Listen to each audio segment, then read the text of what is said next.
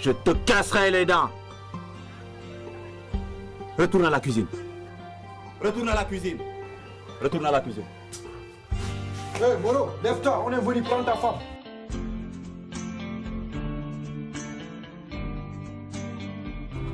Je te traiterai comme une véritable princesse, mamie.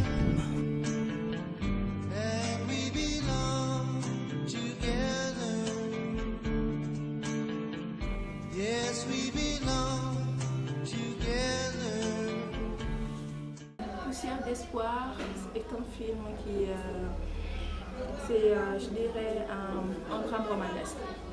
Alors, il y a Marianne qui est mariée à un paysan.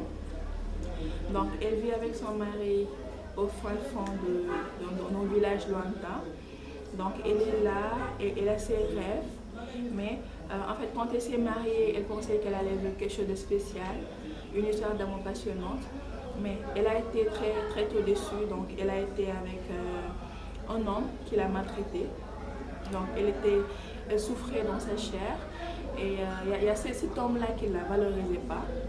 Donc, elle est soumise sous le joug de son mari qui est, comment dire, très, très, très, très oppresseur. Donc, elle, comme pape qui, voulant retrouver son amour d'enfance, écrit des lettres à cette fille-là qu'il avait perdu de vue pendant des années. Donc, Marianne tombe sur cette correspondance-là et décide de se faire passer pour mamie.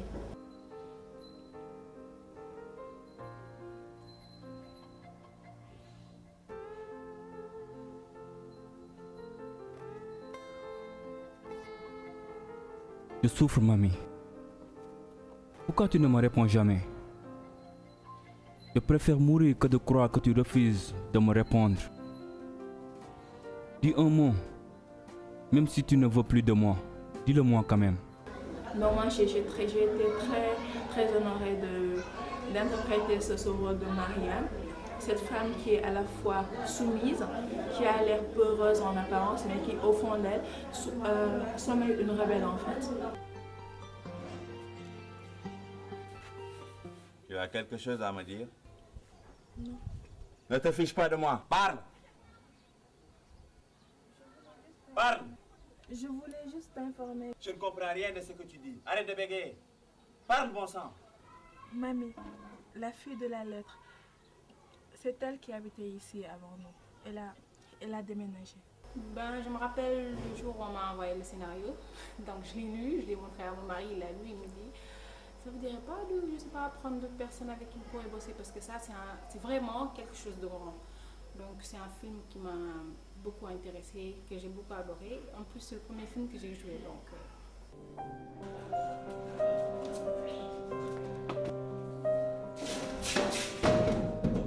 Quoi? Oh, Jacques. Je m'en fais peur, qu'est-ce qu'il y a? J'ai juste quelque chose à te montrer. C'est sûr? Oui, mais ouvre s'il te plaît. Calme-toi. Mon premier film, avec Sénégal bien sûr. C'est un très bon film qui n'était pas évident pour moi, vu que c'était mon premier film en tant qu'acteur principal. Bon, comme vous le savez, dans le club, il y a beaucoup d'acteurs qui sont là-bas. Mais quand même, j'ai su faire mes preuves et j'ai eu à acquérir la confiance du réalisateur. C'est un très bon film.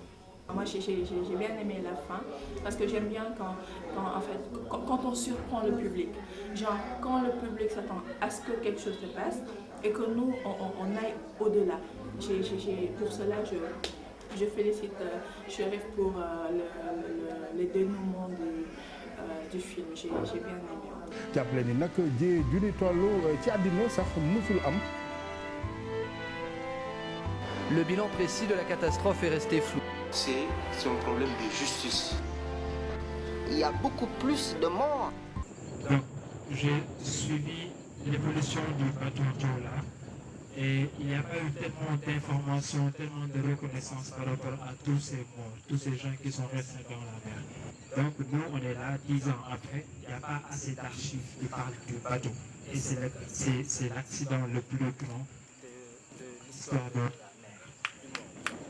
Donc, Quelque chose de tragique, parce que quand on entend que on a eu plus de morts que dans Titanic.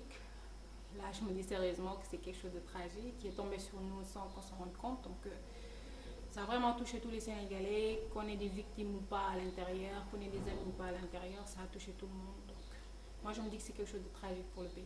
Ces genres de drames, c'est des choses qu'on n'arrive pas à oublier, personnellement. On n'en parle pas assez en fait, je trouve. On n'en parle pas assez. Et normalement, c'est quelque chose qui aurait dû éduquer les Sénégalais. Donc, parce qu'après ça, normalement, les gens devraient être beaucoup plus disciplinés après ces drames-là. Je me rappelle très bien, après cette période, pendant un laps de temps, il y a eu des règles strictes qu'on a voulu instaurer. Donc, par exemple, il n'y avait plus de surcharge pour les transports en commun, mais bon, vite fait, ça a repris. Par exemple, quand tu sors d'or, que tu vois les bus commencer à remplir, là, tu as peur. Donc, le bateau de Jora, ça a été un événement, une catastrophe qui m'a vraiment marqué, qui m'a marqué à ce jour.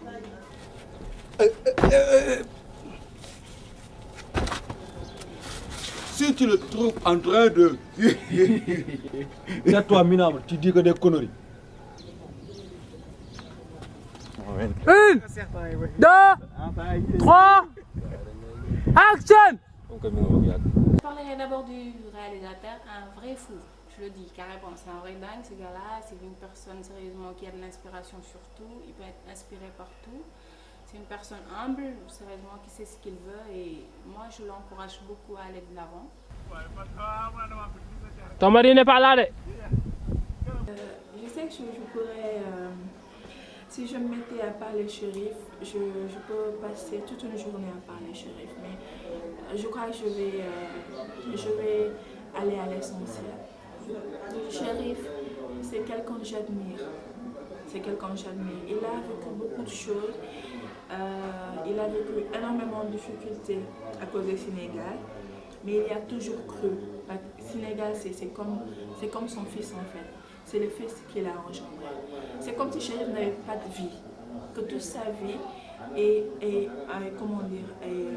tourne autour du Sénégal. Il ne vit que pour ça. Parce que Chérif Asfadi li muy def bu fekkoon ne moom kese la kon mën naa ne kon ñun ñëpp bàyyi nañ quoi mais pour Sénégal sacrifice yi muy def ak lu bëri lu mu bàyyi pour créer benn groupe boo xamante ne la ñun dañuy ñëw en tant que apprenti jàng pour que parce que moom tamit dina toll foo xamante ni ñun ñëpp kenn am jot kenn quoi. C'est au-delà de... C'est vrai, on s'est connus grâce à Sénégal, mais au-delà de ça, il reste un ami. On est très proches. C'est vrai que souvent on se chamaille. Toi, tu vois du tout. Depuis tout à l'heure, tu as vu un serpent, tu as vu ça, tu as vu ça. J'ai pas vu, j'ai vu un serpent. Tu as vu une queue. J'ai vu quelque chose avec une queue. Ouais. Quelque chose avec une queue. Ouais. Quelque chose qui rampe. Ouais. Et puis tu as dit tout à l'heure qu'on va t'enlever et il y a tes pieds qu'on est en train de voir. Quoi, toi. Bizarre quoi. Pas bon, Action! On paraît où? Yo tam lo gis. Bon, c'est un type bien, il fait bien son boulot. Et ce que j'apprécie en lui, c'est que sa façon de faire. C'est un jeune, il est compétent, il aime ce qu'il fait. Et il a su inculquer en nous quelque chose dont beaucoup de personnes ou beaucoup d'acteurs n'en ont pas en eux. C'était pas évident, vu que ici il n'y a pas d'école. Il n'y a pas d'école pour former des acteurs en tant que tel. Lui, il a su former son groupe, il a su inculquer des choses, bien sûr, dans le domaine du cinéma en eux. Et c'est très important. Tout droit. Nga moytu kii yi nekk foofu jam-jam yi nekk foofu si kanam fi feuille yi nekk c'est pas sûr contourner ko. En tout cas à gauche il y a un serpent, à droite il y a un serpent. Faut jaar di nga xam jaaral sama côté rek. mu ñëw ah. waaw. Moi, je travaille surtout avec des gens qui n'ont pas de limite dans leur vie. C'est-à-dire qu'il n'y a pas de barrière, on avance dans tout, on évolue, parce que la société est faite telle qu'elle, donc comme elle est. On n'a pas besoin de... C'est difficile le cinéma, parce que le cinéma, c'est, je peux dire, c'est un secteur qui est très compliqué. trop de préjugés. On est bloqué moralement, on est bloqué avec les exigences de la religion. Il y a trop de blocages autour du cinéma. Donc, tous ceux qui vont réussir dans ce milieu, c'est ceux qui vont voir le cinéma avec une autre lecture, avec une philosophie, voir une autre image du cinéma. Il faut être dingue pour faire du cinéma. Le Club Sénégal, je me dis que c'est la chose la plus importante qui est arrivée dans ma vie en l'année 2012, sérieusement. Parce que vivre dans le cinéma, aimer le cinéma sans faire partie de quelque chose d'intéressant, c'était pas aussi ça. Donc le fait de faire partie de ce club, ça m'a un peu boosté. Voilà, ça m'a donné vraiment un coup et je les aime tous, c'est tout à fait normal. Je voulais juste féliciter les acteurs et toute l'équipe de Sénégal. Vraiment, j'ai apprécié le film, c'était quelque chose de vraiment beau. Et j'encourage vraiment l'équipe à persévérer, c'est magnifique quoi. J'ai l'habitude de dire que Sénégal, c'est une grande famille.